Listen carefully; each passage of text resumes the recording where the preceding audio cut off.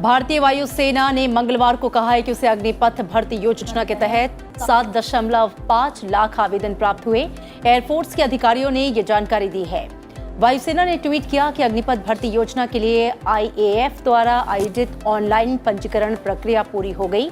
इसमें कहा गया है कि पहले 6,31,528 आवेदनों की तुलना में इस बार 7,49,000 से ज्यादा आवेदन प्राप्त हुए, जो किसी भी भर्ती प्रक्रिया में सबसे ज्यादा है। अग्निपथ योजना के तहत पंजीकरण प्रक्रिया 24 जून से शुरू हुई और मंगलवार को समाप्त हो गई। 14 जून को योजना की घोषणा के बाद लगभग एक सप्ताह तक इसके खिलाफ कई राज्यों में हिंसक विरोध प्रदर्शन हुआ। विभिन्न विपक्षी दलों ने इसे वापस लेने तक की मांग की थी।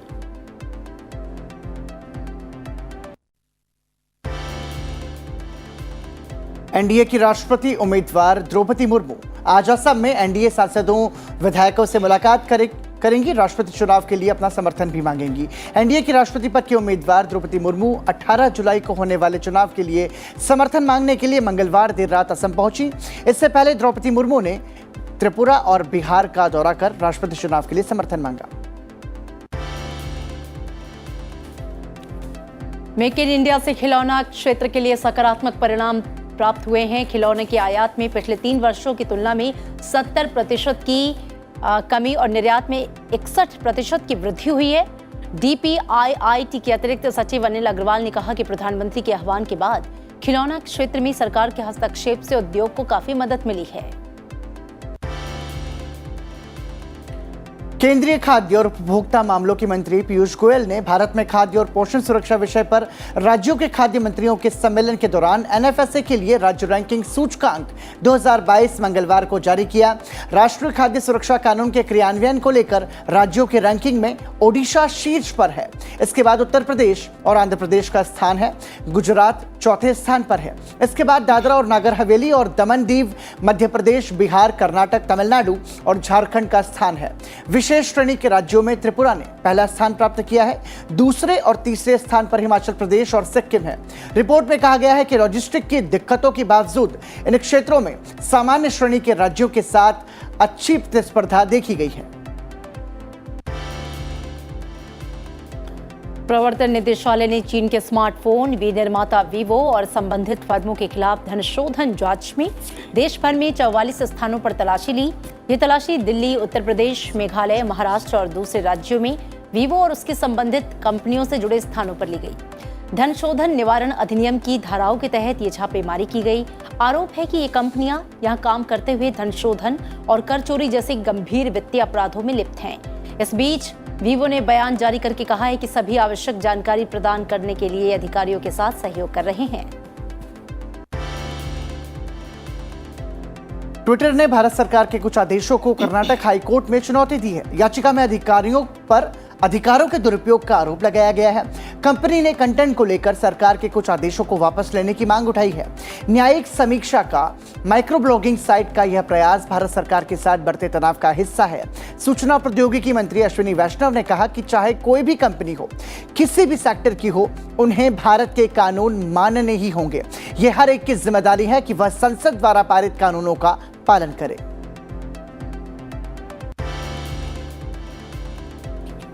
दिल्ली से दुबई जाने वाली स्पाइस जेट की SG-11 फ्लाइट में तकनीकी खराबी आने के बाद पाकिस्तान के कराची में इमरजेंसी लैंडिंग की गई। विमान में सवार सभी यात्री सुरक्षित हैं।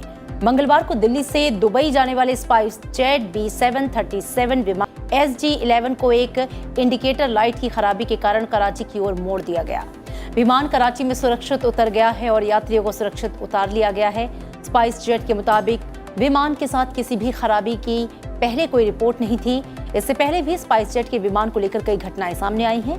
हाल ही में दिल्ली से जबलपुर जा रही स्पाइस जेट के विमान को खराबी के चलते फिर से दिल्ली लौटना पड़ा। दरअसल जब विमान 5000 मीटर फीट की ऊंचाई पर था, तभी केबिन में अचानक से धुआं फैलने लगा और इसके चलते दिल्ली में विमान की लैंडिंग करानी पड़ी। और चलिए अब नजर डाल लेते हैं राज्यों से जुड़ी खबरों पर। बीजेपी की पूर्व प्रवक्ता नुपुर शर्मा को जान से मारने की धमकी देने वाले सलमान चिश्ती को अजमेर पुलिस ने गिरफ्तार कर लिया है। चिश्ती अजमेर शरीफ की दरगाह का खिदमतगार है। आरोपी सलमान ने नुपुर शर्मा की हत्या करने वाले को अपना घर देने की बात की है।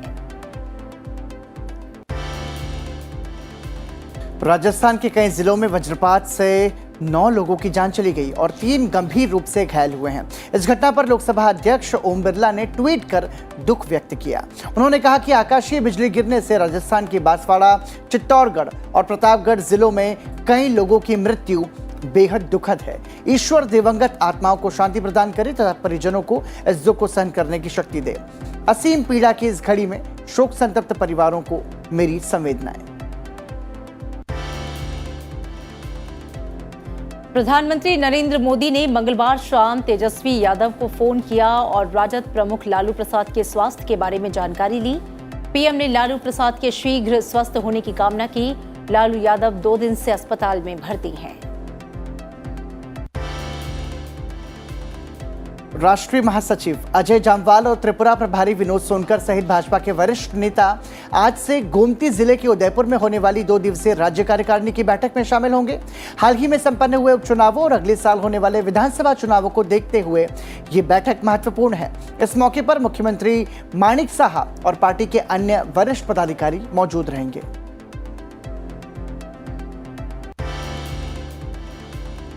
दिल्ली और उत्तर प्रदेश पुलिस ने फिल्मकार लीना मणि के मलाई के खिलाफ उनके वृत्तचित्र काली के विवादास्पद पोस्टर के संबंध में प्राथमिकी दर्ज की है।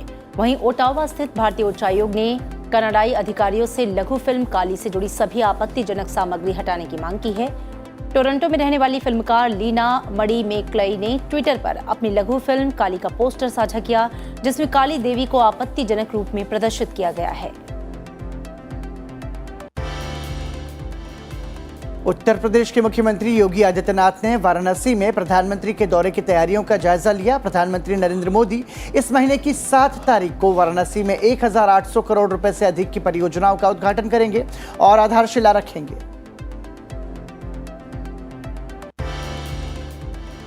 पंजाब में मंत्रिमंडल में शामिल 5 नए मंत्रियों को विभाग आवंटित कर दिए गए हैं। चेतन सिंह ज्वारा माजरा को स्वास्थ्य मंत्रालय दिया गया है, जबकि अमन अरोड़ा आवास और शहरी विकास संभालेंगे। अनमोल गगन मान को पर्यटन एवं संस्कृति मंत्रालय आवंटित किया गया है। मेघालय के मुख्यमंत्री कोनराड के संगमा ने विधानसभा में स्थानीय भाषाओं के इस्तेमाल को बढ़ावा देने की मांग करते हुए कहा कि विधायकों को विधानसभा में खासी और गारो भाषाओं में बोलने और बहस करने की अनुमति दी जानी चाहिए। समाजवादी पार्टी के अध्यक्ष अखिलेश यादव ने पार्टी के सदस्यता अभियान की शुरुआत की। पार्टी शहर, गांव और घर तक पहुंचने की कोशिश करेगी। सदस्यता अभियान खत्म होने के बाद संगठन का पुनर्निर्माण किया जाएगा। प्रवर्तन निदेशालय ने समाजवादी पार्टी के नेता आजम खान की पत्नी और बेटे को धन शोधन के एक मामले में पूछताछ के लिए तलब किया है। मौसम विभाग ने देश के मध्यवर्ती और पश्चिमी तटवर्ती क्षेत्रों में अगले 5 दिन तक तेज बारिश की चेतावनी दी है। मध्य प्रदेश, विदर्भ, छत्तीसगढ़, ओडिशा, महाराष्ट्र के कोंकण क्षेत्र, गोवा, तटवर्ती कर्नाटक और केरल में अधिक वर्षा का अनुमान है। मुंबई, पुणे और कई अन्य जिलों के लिए अलर्ट जारी किया गया है। महाराष्ट्र में ठाणे, पालघर, रायगढ़, रत्नागिरी, सिंधु, दुर्ग, पुणे, बीड, लातूर, जालना, परभणी और कई दूसरे क्षेत्रों के लिए अलर्ट जारी किया गया। रत्नागिरी के चिपलून और रायगढ़ के महाड में ऑरेंज अलर्ट जारी किया गया है और इसके बाद एनडीआरएफ की टीमें वहां पर तैनात की गई हैं। और इसी बीच मुंबई में भारी बारिश के बाद जलभराव की वजह से यातायात पर असर पड़ा है। मुख्यमंत्री एकनाथ शिंदे ने कहा कि पूरे महाराष्ट्र में बाढ़ पर संभावित और संवेदनशील स्थानों से 3500 से अधिक लोगों को सुरक्षित स्थानों पर पहुंचाया गया है। असम में बाढ़ की स्थिति में सुधार हुआ है। यहां प्रभावितों की संख्या घटकर 13.5 लाख हो गई है। हालांकि बाढ़ के कारण जान गंवाने वालों की संख्या 180 हो गई है।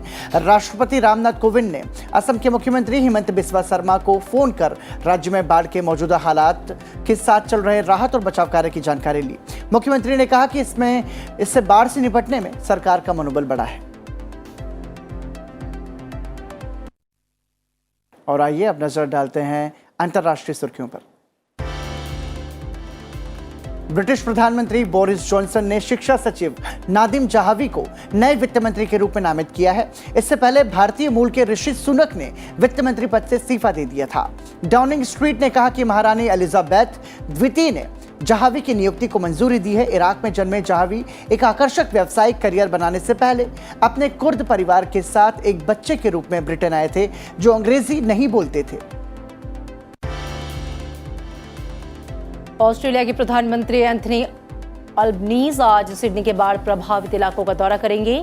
आपको बता दें कि ऑस्ट्रेलिया में सिडनी और उसके आसपास रहने वाले 32,000 से अधिक लोगों पर घर छोड़ने का संकट है। उन्हें मूसलाधार बारिश के चलते भीषण बाढ़ के डर से घर छोड़ने के लिए तैयार रहने को कहा गया है।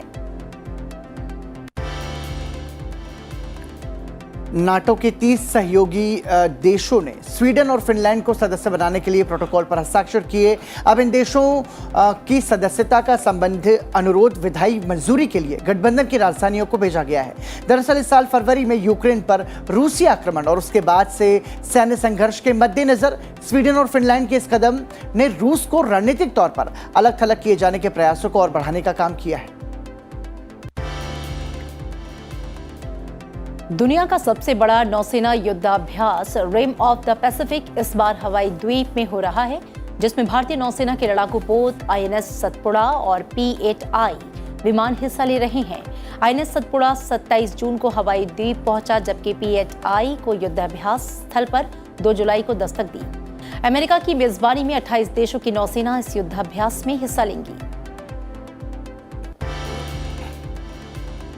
एक बख्तरबंद गाड़ी ने माली में एक खदान को टक्कर मार दी, जिसमें मिस्र के 2 शांति सैनिकों की मौत हो गई, जबकि 5 अन्य गंभीर रूप से घायल हो गए।